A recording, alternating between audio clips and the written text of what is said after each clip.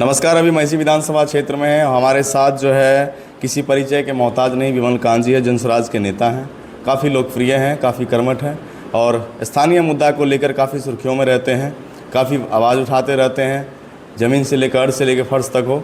और ख़ास करके जो है 2 महीने के बाद विधानसभा चुनाव है। सबसे पहले चुनाव का ही बात करेंगे कि आपकी क्या तैयारी है, आपकी पार्टी की क्या तैयारी विधानसभा चुनाव को लेकर?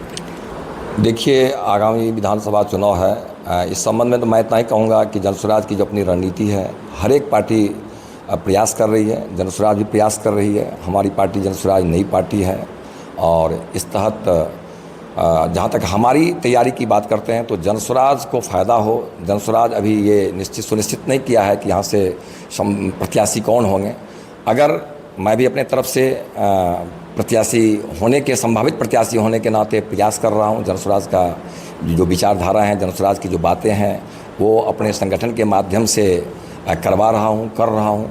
और अगर प्रत्याशी के रूप में जनसुराज लड़ाएगी तो उसके लिए भी तैयार हूँ, अपनी मेरी सहमति है। अब आगे निर्भर करता है पार्टी के ऊपर। स्थानीय मुद्दा की बात करें तो भूमि सुधार का महाअभियान चल रहा है।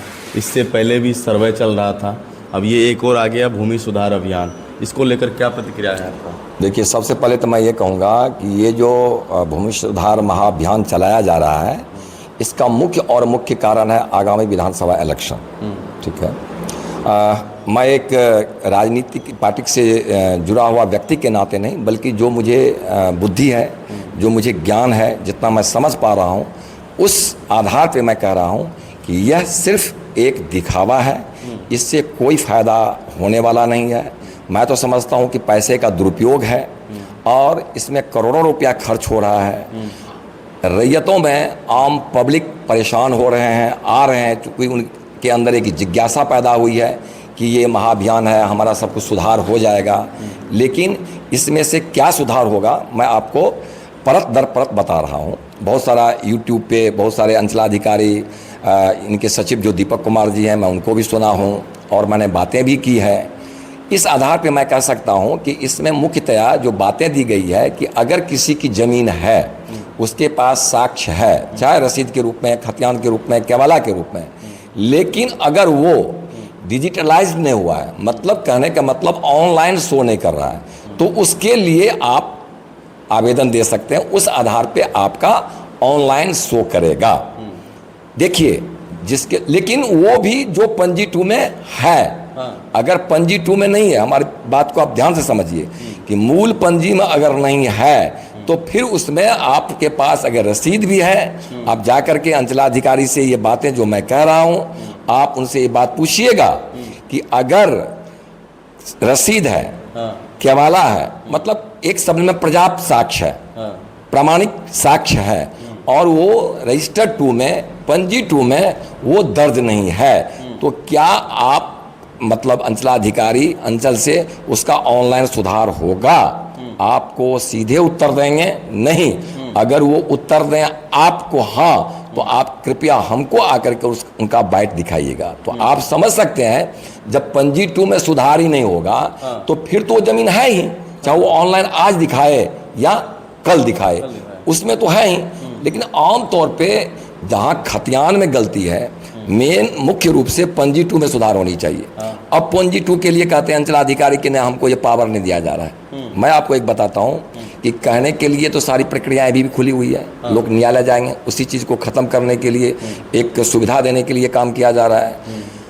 मेरा मानना है कि जो राजस्व कर्मचारी होते हैं, जो अंचलाधिकारी होते हैं, उससे ज़्यादा जानकारी किसी और ऊपर के बालों को न्यायालय में भी इन्हीं के रिपोर्ट पे, इन्हीं की जानकारी पे, इन्हीं के प्रतिवेदन पे कोई काम होता है।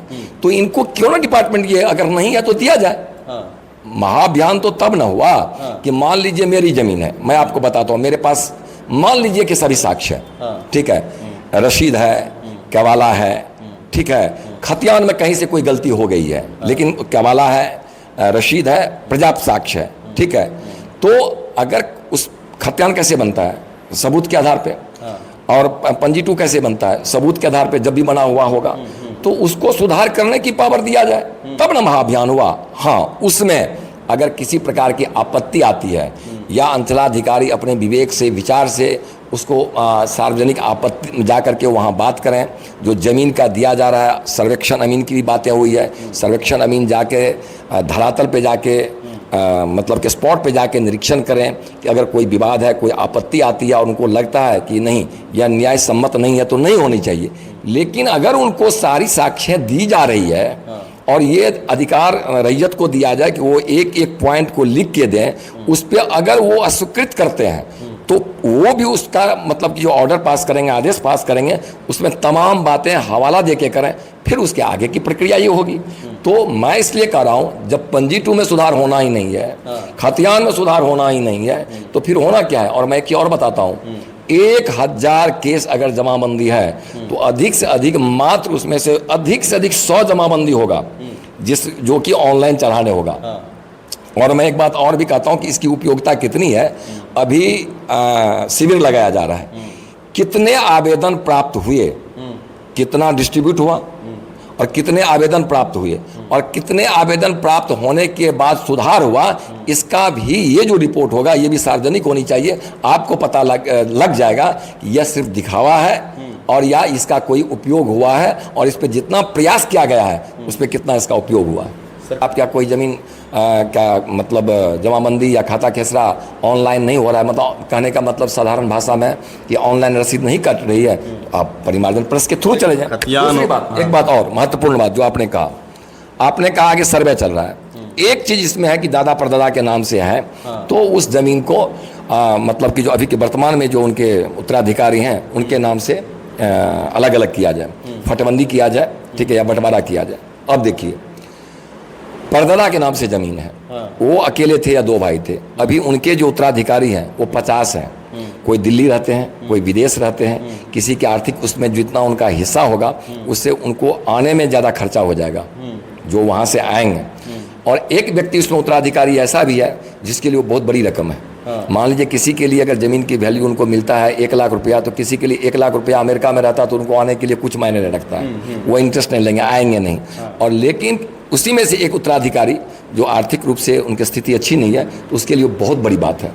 अब वो डिस्प्यूटेड लैंड पड़ी हुई है, वो इंटरेस्ट लेंगे नहीं और इधर कहें कि जब तक वो साइन करेगा नहीं तब तक ये करेंगे नहीं। तो इसके लिए भी प्रावधान होनी चाहिए कि अगर कोई उत्तराधिकारी उसमें मतलब एक तो सबसे उसका होना चाहिए कि पूरा कंप्लीट बंद स्विच दे, इससे पता चल जाएगा कि कौन कौन उत्तराधिकारी हैं।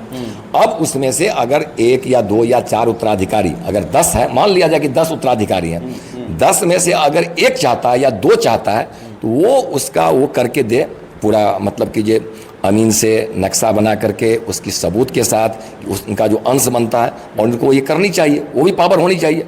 अब वो बगैर दस्तखत करेंगे नहीं, वो इंटरेस्टेड नहीं है, वो चाहते हैं कैसे पड़ा रहेगा, मेरे लिए कोई बात नहीं। ये बेचारा को जरूरत है तो ये तो मरा जा रहा है ना, तो फिर सरकार की कौन सी ऐसा अभियान आ गया।